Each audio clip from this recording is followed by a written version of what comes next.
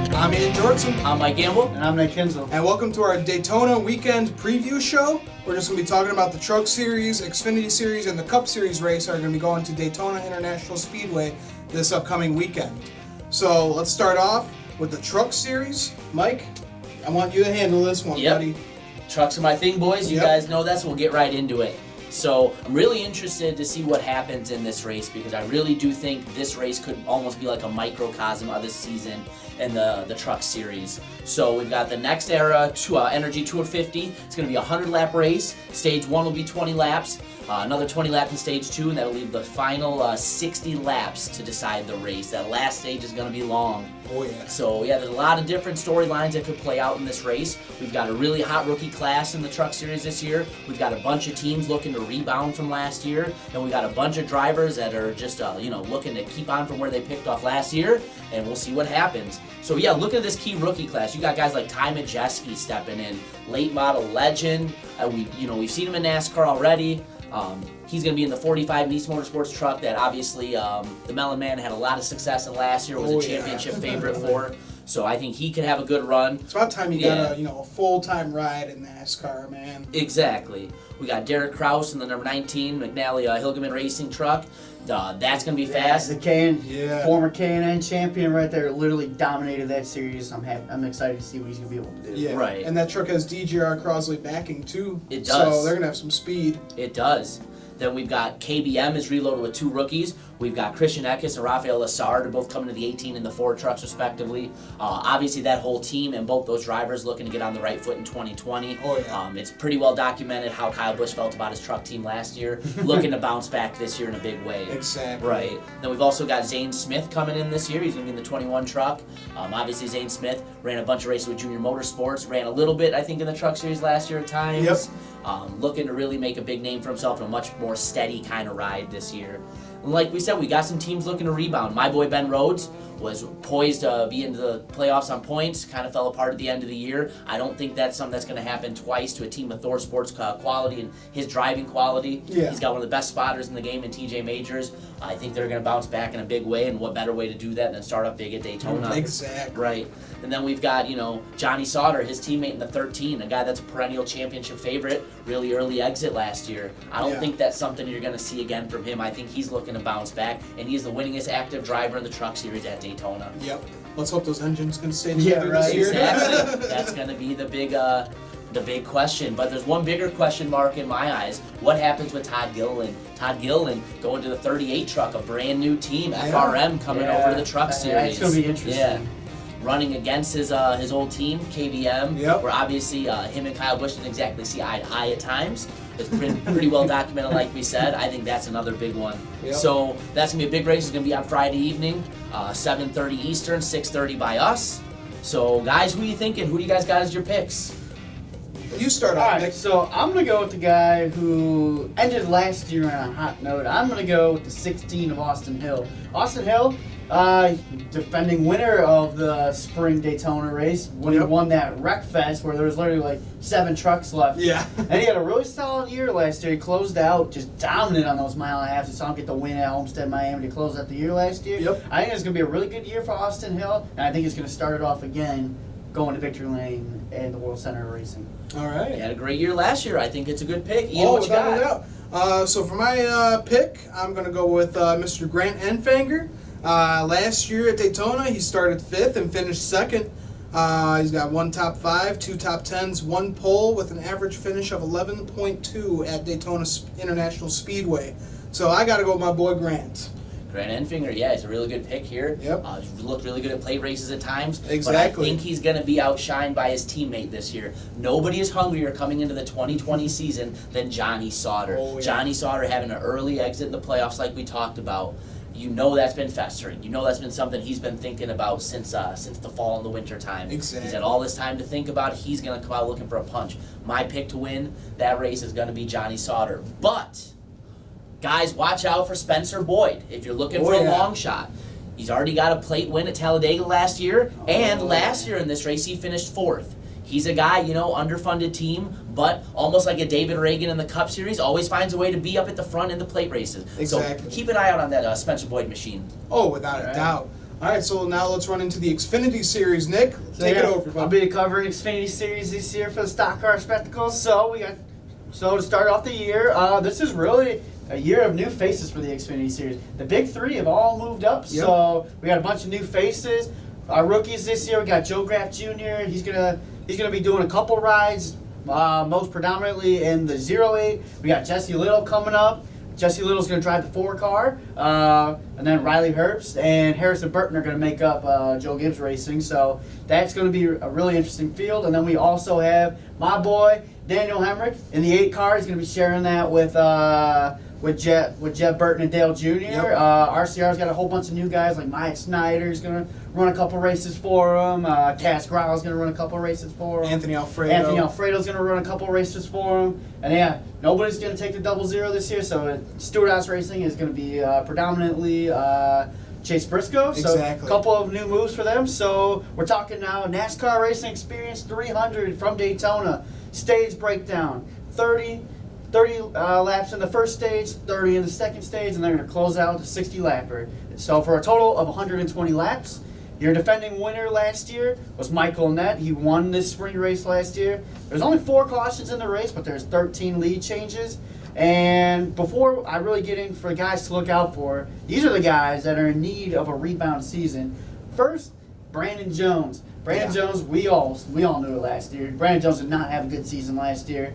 Yes, he got that 1 win at Kansas that really helped him out because he started putting together some strong finishes after that. But exactly. I didn't think Brandon Jones was going to be back in the seat this year after what he's been doing since he got over to Gibbs. Even what he did in the RCR 33 car, it's like, hey, he's really not deserving. But I guess Joe believes in something in him. Yeah, so this is really the year where I think he'll turn it around. Though Yeah. he really needs to turn it around because he's on thin ice still. Oh, yeah. But I look for him to be strong this year, coming off a good, solid ending to the 2019 season. Mm-hmm. And then I'm also going to go with Justin Haley. Justin Haley had a good year last year, but I don't think it's what he wanted. I don't think he capitalized on everything last season. He was a first-round playoff exit. The car was strong. He was consistent, but they're just still missing a little something for that race-winning speed. But I think his addition of his new teammate, Ross Chastain, might be able to help him out a little bit there. But I look for Justin Haley to have a good rebounding season. I think he needs it.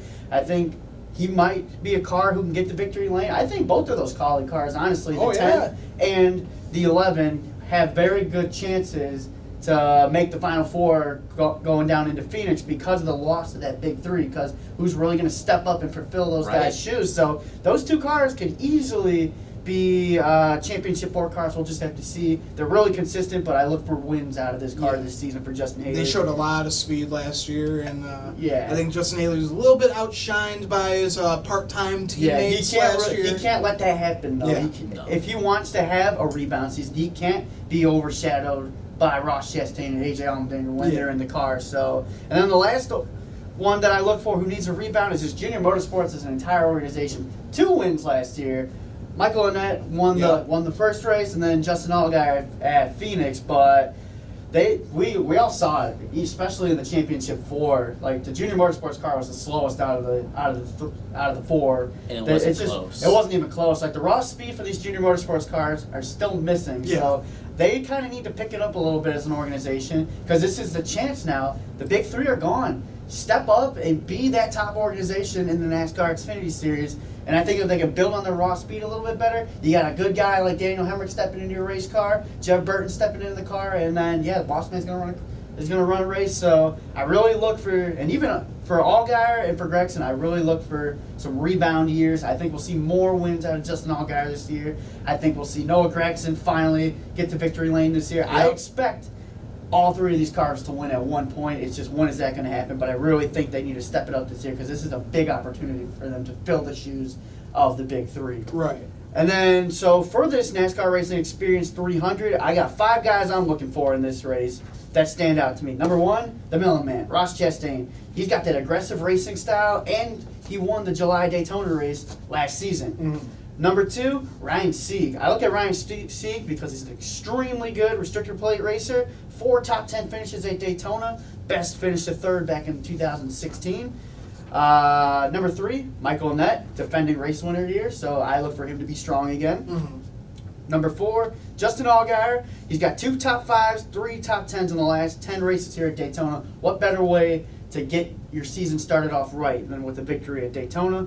And then number 5, I look at Brandon Jones. 1 top 5, 3 top 10s, and a pole in his last 10 races at Daytona. So I look for those 5 guys to be really strong in this race, guys to look out for. And then I have an underdog pick for Daytona, and that is going to be the 93 of Jeff Green. Jeff Green is only running restrictor plate races this year, and last season, 2 top 10 finishes in both Daytona races, so I look for him to be strong as well. If you're trying to have an underdog pick, I would pick the 93 of Jeff Green. But my overall pick to win this one, well, I'm going to wait. I'm going to let you guys make your picks first. I'm going to go with the Melon Man. As you just said, last year he got the win at the summer race at Daytona. And in the February race at Daytona, he started 6th and finished 13th. So I expect him to have a strong run at Daytona. Yeah, he's a good pick. But, we're coming into a new era with the Xfinity Series, with the big 3 being gone, as we've discussed. I think it's time for a first. I think we're going to see a first-time winner at Daytona on Saturday, and I think it's going to be another 9 of Noah Gragson. All right. Getting it done.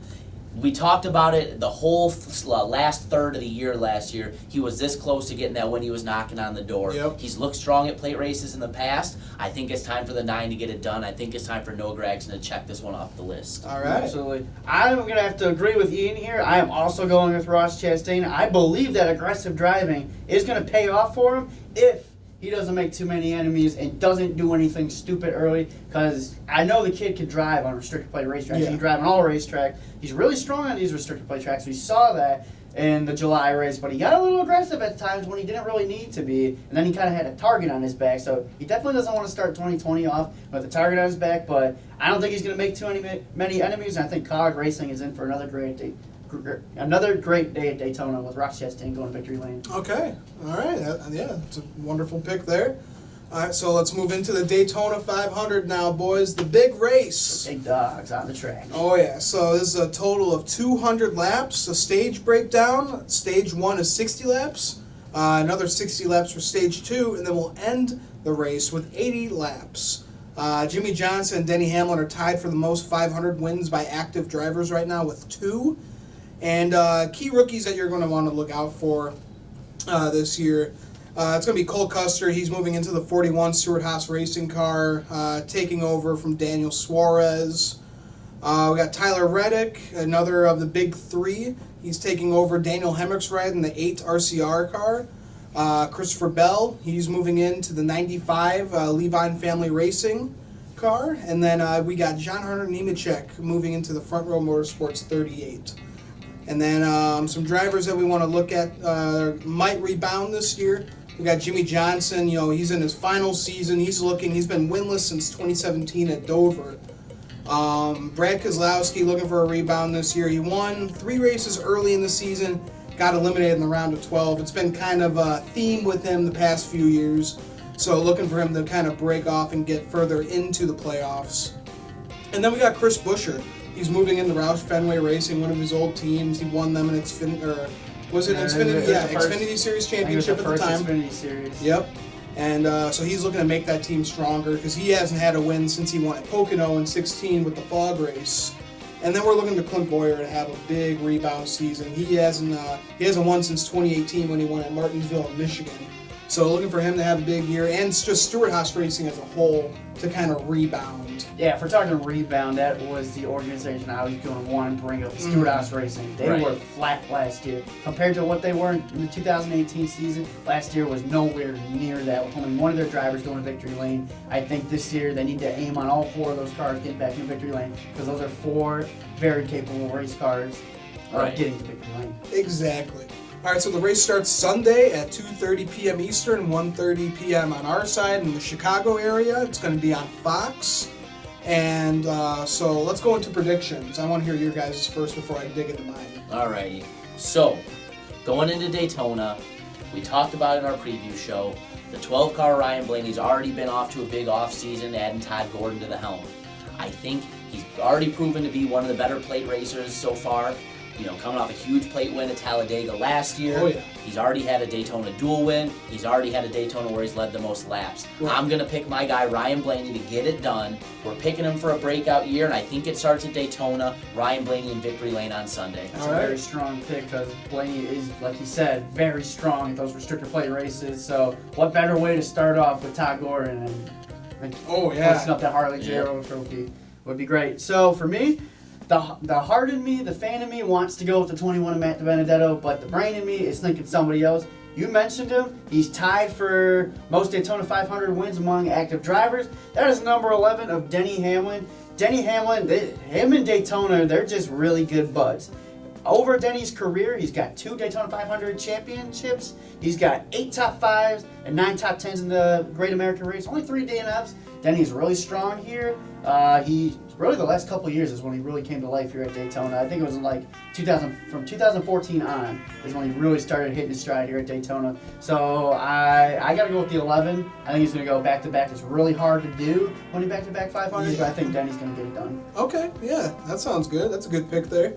I got to go with my guy, Kurt Busch. He won the 2017 Daytona 500. At Daytona, he's got an average finish of 17.7. He's got 1 win, 13 top 5s, 18 top 10s, and 20 top 20s, and he's led 315 laps. So I think he's going to have a strong race. He's proven the past few years that he's been a really good restrictor plate racer. Right. He's always been up there. He just, at Daytona, that was his first restrictor plate, and he's always been, the bridesmaid. He's always showed up second at these plate tracks. So I'm looking for him to get a second Daytona 500 win this weekend at Daytona. It's a strong pick. Oh, yeah. Absolutely. All right, so you boys got anything else to add into our show? Just really excited to get back to meaningful racing. Here we go. We're coming to the Daytona 500 weekend. It's always one of my favorite weekends of the year because we know what's coming for the next 30-something weekends here, boys. Exactly. It's time to strap it down and get ready for a crazy season. We start coming up on Thursday with the duels. Here we go. It's time. Exactly. Guys, make sure to follow us on Spotify. You can listen to our shows on there. You can also listen to it on Anchor.fm. Make sure to follow us on Instagram and Twitter. Make sure to follow Ashland Heddens Racing. Make sure to follow Adam Cristofaro on SoundCloud. And I think that'll do it for our show. So for the Stock Car Spectacle, I'm Ian Jordan. I'm Mike Gamble. And I'm Nick Kinzel. Thanks for watching, guys. See you guys.